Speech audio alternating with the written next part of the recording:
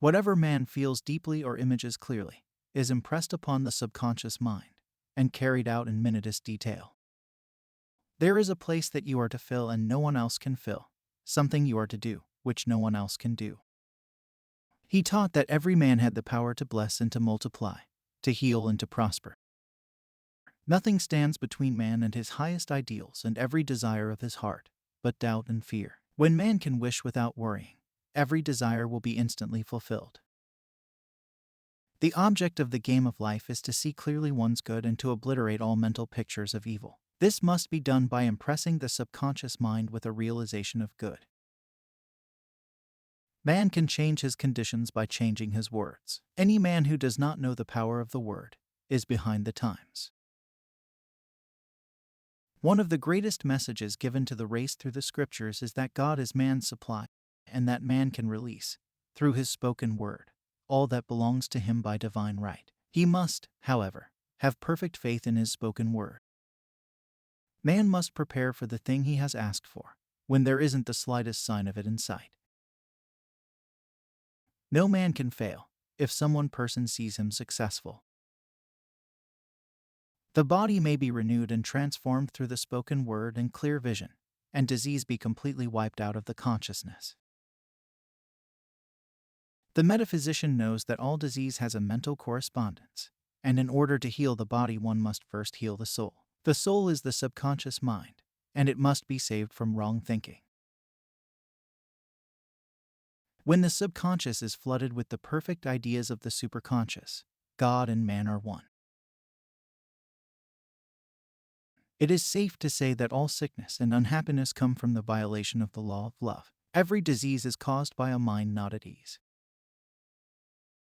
Unforgiveness is the most prolific cause of disease. Any inharmony on the external indicates there is mental inharmony. As the within, so the without.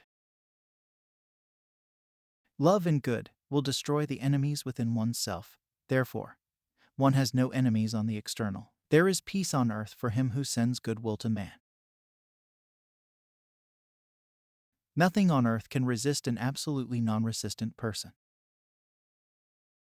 Therefore, evil is a false law man has made for himself, through psychoma or soul sleep. Soul sleep means that man's soul has been hypnotized by the race belief which is carnal or mortal thought, and his affairs have outpictured his illusions. However, the man who is centered and established in right thinking, the man who sends out only goodwill to his fellow man, and who is without fear, cannot be touched or influenced by the negative thoughts of others. In fact, he could then receive only good thoughts, as he himself sends forth only good thoughts. When there is, in him, no emotional response to an inharmonious situation, it fades away forever from his pathway.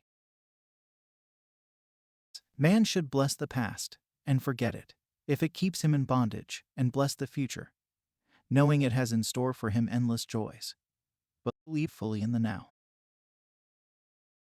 It is man's divine right to have plenty, more than enough. Man can only be what he sees himself to be, and only attain what he sees himself attaining.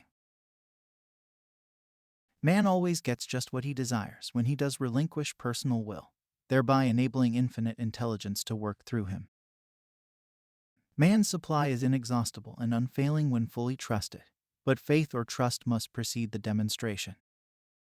Jesus Christ brought the good news that there is a higher law than the law of karma, and that law transcends the law of karma. It is the law of grace, or forgiveness. It is the law which frees man from the law of cause and effect, the law of consequence, under grace and not under law.